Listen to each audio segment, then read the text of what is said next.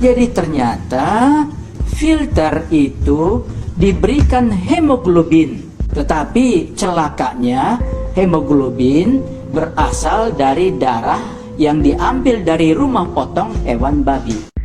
Ketua Komisi Nasional Pengendalian Tembakau atau Komnas PT, Dr. Hakim Sarimuda Pohan mengungkapkan bahwa dalam filter rokok yang banyak digunakan di Indonesia terkandung bahan yang berasal dari darah babi.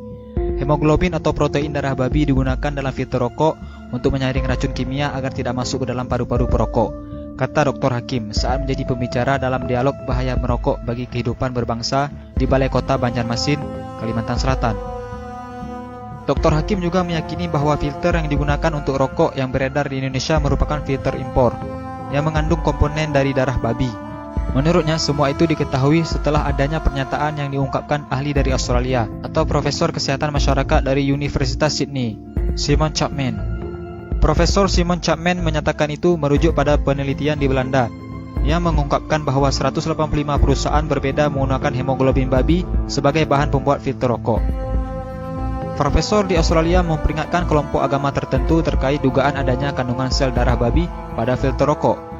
Profesor Simon Chapman juga menyatakan sekali lagi bahwa itu merujuk pada penelitian di Belanda yang berhasil mengungkapkan bahwa 185 perusahaan berbeda menggunakan hemoglobin babi sebagai bahan pembuat filter rokok.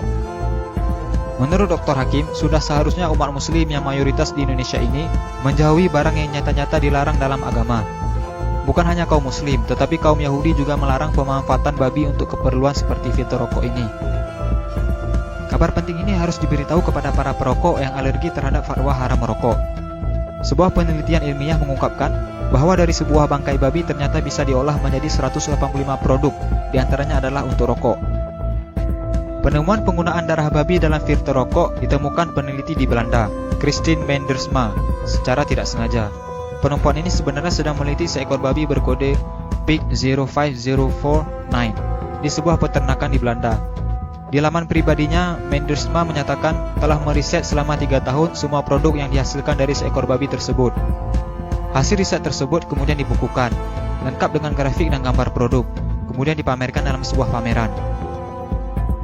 Tujuannya sederhana, menunjukkan kepada orang lain bagaimana sebuah produk itu dibuat dan dibungkus dan dari mana dia berasal, sehingga orang bisa tahu.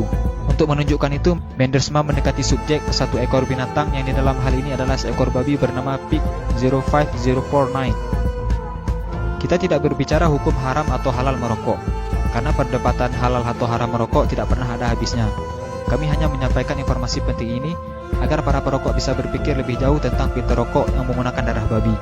Jangan lupa di-share juga video ini ya guys, agar teman-teman kalian tidak ketinggalan informasi penting ini. Terima kasih.